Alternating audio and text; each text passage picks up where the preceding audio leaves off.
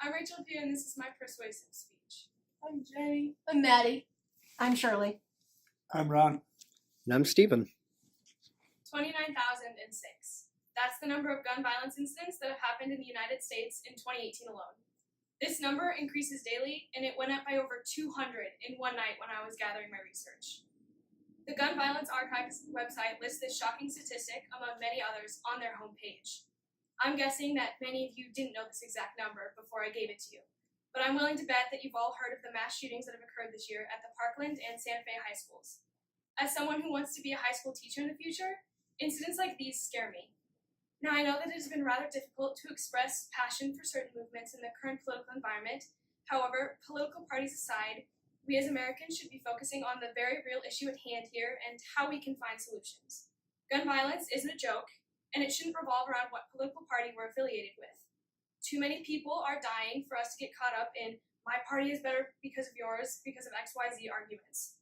Instead, we should be focusing on the bigger issue at hand, gun violence, and the potential solutions to this issue.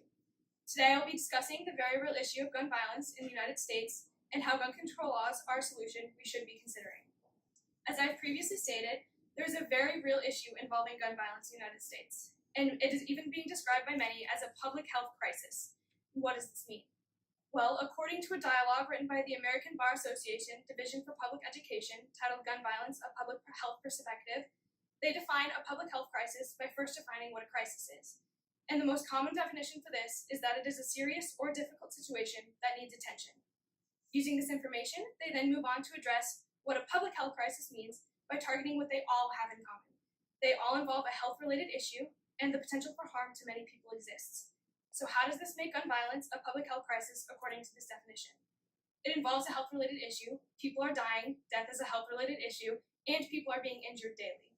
The American Public Health Association, or APHA, agrees with this, writing in an article titled Gun Violence, that gun violence is a leading cause of premature death in the United States, and guns kill more than 38,000 people and cause nearly 85,000 injuries each year. The potential harm to many people also exists, and the Gun Violence Archive, the source I mentioned in my introduction, states on their homepage in an area titled Gun Violence Archive 2018 that as of July 3rd, 7,258 deaths have occurred and 13,753 people have been injured as a result of gun violence in America. The potential for harm to many people does exist. All of this information might make it sound like there couldn't possibly be any solutions to this issue. However, there are ways we can help counteract growing gun violence. Gun laws are one major solution. And the biggest opposing argument that I found, according to ProCon.org's article, Gun Control, is that implementing gun control laws would infringe upon the Second Amendment of the United States Constitution, which protects individual gun ownership. However, they also provide a counter-argument stating that the Second Amendment is not an unlimited right to own guns, and gun control laws are just as old or older than the Second Amendment itself. Some examples they provide include gun control in colonial America by criminalizing the transfer of guns to Catholics, slaves, indentured servants, and Native Americans, and another example is when they banned loaded guns in Boston homes. The second counter I have to this argument is that the Constitution was written to be a living document that allows for adaptation as the world advances and changes. In an address given by the former Attorney General of the United States, Homer Cummings, titled The Constitution as a Living Document, he states that the Constitution is a human document formulated to serve human needs, and that it was written in a way that allowed it to be capable of making changes and adapting to conditions. He goes on to state that the Founding Fathers realized that it was impossible for human beings of one era to foresee all of the problems that would be confronted by later generations, and summarizes that if the Constitution wasn't written in order to adapt to changes in the world, it would have long ago been broken into fragments. So what specific laws do people have in mind? The biggest one that I will be talking about today is banning assault weapons and high-capacity magazines, and we must first define what these are. The Center for American Progress states in their article, Ban Assault Weapons and High-Capacity Ammunition Magazines, that assault weapons are semi-automatic firearms capable of accepting a detachable magazine and have an additional military-style feature. High-capacity magazines are an ammunition feeding device capable of accepting more than 10 rounds. They also state that these dramatically increase the lethality of shootings and lead to more people being shot and more fatalities.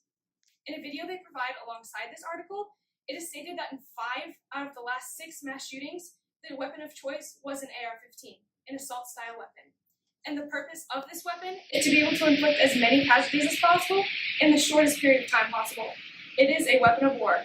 And do we as civilians have a need to hold weapons of war if all they do is kill people? There's also evidence provided that they could work. The procon.org article I mentioned previously provides evidence that these laws would work, stating that countries with restrictive gun control laws have lower gun homicide and suicide rates than the United States. And Australia is one great example, according to an article by Eugene Keeley titled Gun Control in Australia Updated. This article states that in 1996, Australia passed the National Firearms Agreement after a mass shooting occurred in April of that year.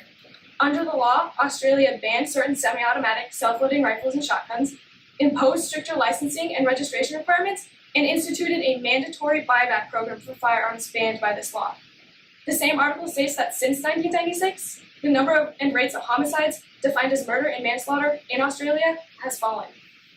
The Gun Control in Australia article summarizes information from another article written by scholars at the University of Sydney. And they state that the gun law reforms were followed by more than a decade of free of fatal mass shootings and accelerated declines in firearm deaths, particularly suicides. As you can see, we do have the potential to decrease the rampant gun violence in America, using Australia as a great example. And enacting gun control laws, such as the ban of assault weapons and high-capacity magazines, would make this country a safer place for everyone. When it comes to the topic of guns, many of us get tangled in heated political debates. We focus on trying to denounce our opponent's political party and explain why our party is clearly superior and lose focus of the real issue at hand. Gun violence is a serious issue that affects thousands of people in America every single year. Enacting stricter gun laws is a clear way to create a safer society for everyone. I know that it might be difficult to listen to another speech on this hot-button issue, but before you write me off as another battling gun control activist, hear me out. Adults are victims of this violence, yes, but teenagers and children are becoming targets. Kids are dying because adults, those that have the right to vote and make a difference in their communities, adults such as yourselves, aren't doing anything. This is an issue we need to speak out about and take steps to fix if we're serious about saving lives. If you don't have children, imagine you do for a second, or imagine a niece, nephew, or even a younger sibling.